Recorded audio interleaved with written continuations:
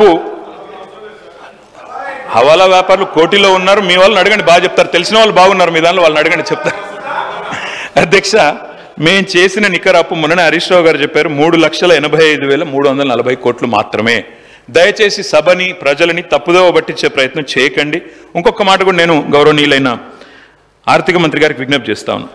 అధ్యక్ష, ఎన్నడైనా కూడా మన కుటుంబ ఆస్తి అయినా, వ్యక్తిగత ఆస్తి అయినా, లేదా రాష్ట్రం యొక్క సంపద అయినా, అప్పులైనా రెండింటిని కలిపి చూస్తారు అధ్యక్ష. ఇప్పుడు మా స్పీకర్ గడ్డం ప్రసాద్ గారు అంటే మా అందరికీ అభిమానం. స్పీకర్ గారు మన అఫిడవిట్లో ఎన్నికల్లో పోటీ చేసినాడు, మీరు అఫిడవిట్ ఇచ్చారు ఎలక్షన్ కమిషన్కి. ఏం చెప్పినాం అధ్యక్ష? అందులో ఆస్తులు చెప్పాం, అప్పులు చెప్పాం, నెట్వర్త్ ఎంత అనేది చెప్తారు అధ్యక్ష. మరి ఎంతసేపు అప్పు అప్పు అప్పు అని అరిచేటోళ్ళు మరి తప్పకుండా అప్పులతో పాటు గత ప్రభుత్వం ఇచ్చిన ఆస్తులు కూడా చెప్పాలి కదా అధ్యక్ష. ఎట్లా చూస్తారంటే అధ్యక్ష, ప్రపంచవ్యాప్తంగా అప్పు ఇవ్వాలి అంటేనే, అప్పు ఎవరైనా ఇవ్వాలంటేనే సంపద చూస్తేనే ఇస్తారు అధ్యక్ష. పరపతి లేకపోతే, పతార లేకపోతే, పలుకుబడి లేకపోతే, నువ్వు కట్టే సత్తా ఉందా లేకపోతే ఎవరిస్తారు అధ్యక్ష అప్పు? అందుకే ఎప్పుడైనా కూడా ప్రపంచవ్యాప్తంగా వాడే కొలమానం ఏంది అంటే debt is to GSDP GDP ratio. అప్పు నీ జీడిపి అంటే మొత్తం నీ సంపద యొక్క పరిమాణం. ఈ నిష్పత్తి చూడాలి అధ్యక్ష. ఈ నిష్పత్తిలో ఎక్కడ ఉన్నాం అధ్యక్ష ఈరోజు మనం భారతదేశంలో? అధ్యక్ష, డెట్ జిఎస్డిపి రేషియో తీసుకుంటే, టోటల్ అవుట్ స్టాండింగ్ మనం లయబిలిటీస్ తీసుకుంటే తెలంగాణ 27.9% అధ్యక్ష.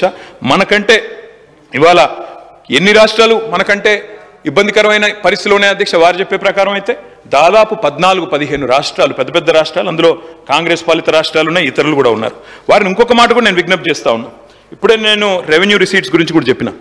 రెవెన్యూ రిసీట్స్ ఇస్తూ మనం జిఎస్డిపి తీసుకున్న మంచి షేప్లో ఉన్నాము. దయచేసి రాష్ట్రాన్ని బదనాం చేయవద్దని చెప్పి వారికి నా విజ్ఞప్తి. అధ్యక్ష, ఇంకొక మాట కూడా చెప్పాలి. 2014-15లో అధ్యక్ష, ఆనాటి జీడిపి, ఆనాటి జిఎస్డిపిలో మన అప్పుల శాతం 14.4. ఈరోజు అధ్యక్ష 2023-24లో మన డెట్ జీడిపి రేషియో 27.8. ఆ రోజు 14.4, ఈరోజు 27.8. వారేమో అప్పులు పెరిగిపోయినాయి అంటున్నారు.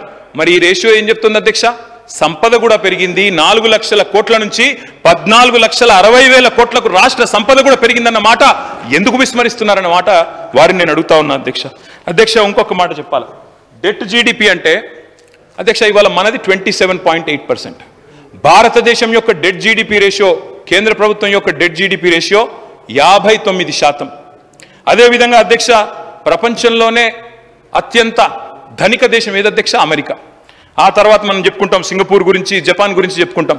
అమెరికా యొక్క డెట్ జీడిపి రేషియో అధ్యక్ష 129%. మనది 27, భారతదేశానికి 59, అమెరికాది 129, సింగపూర్ 168%, జపాన్ 264%. అంటే ఒక గ్రోయింగ్ ఎకానమీ, ఒక ఆస్పిరేషనల్ ఎకానమీ అప్పు తీసుకుంటే తప్పు కాదు అధ్యక్ష. నేను ఇంకొక మాట కూడా తమరికి విజ్ఞప్తి చేస్తాను అధ్యక్ష. మన జనరేషన్లో, మన తండ్రుల నాటి కాలంలో ఏంది అధ్యక్ష అప్పు గురించి థింకింగ్? భారతదేశంలో సగటు జీవిది అప్పు చేస్తే తప్పు. మనకు చిన్నప్పటి నుంచి సామెత చెప్తారు, అప్పు చేసి పప్పు కూడా తినద్దు అని చెప్తారు అధ్యక్ష. చిన్నప్పుడు ఏముండే అధ్యక్ష? మనం చిన్నగా ఉన్నప్పుడు మన తండ్రుల కాలంలో ఏనాడైనా ఎవరైనా ఒకటే కళ ఉంటుండే. ఉద్యోగం చేస్తే నేను రిటైర్ అయ్యే నాటికి ఒక ఇల్లు కొనుక్కోవాలి, రిటైర్ అయ్యే నాటికి ఎన్ని కిరాయిన్లలో ఉన్నా రిటైర్ అయ్యేటప్పుడు మాత్రం సొంతింట్లో బతకాలి, చచ్చిపోతే కూడా సొంతింట్లోనే చచ్చిపోవాలి అని ఒక కోరిక చెప్తారు అధ్యక్ష. కారు కూడా కొనుక్కుంటే తిరగలేని పరిస్థితి, అప్పటిదాకా స్కూటర్ మీద తిరిగినా రిటైర్ అయినాక కార్లో తిరగాలి అనుకుంటారు అధ్యక్ష. కానీ ఇలా పరిస్థితి ఎట్లా మారింది అధ్యక్ష? మన తండ్రుల కాలంలోనేమో, మన ముందున్న జనరేషన్లోనేమో రిటైర్మెంట్ నాటికి ఇల్లు కొనుక్కునేటోళ్ళు. మరి ఈ రోజు ఏం జరుగుతుంది అధ్యక్ష?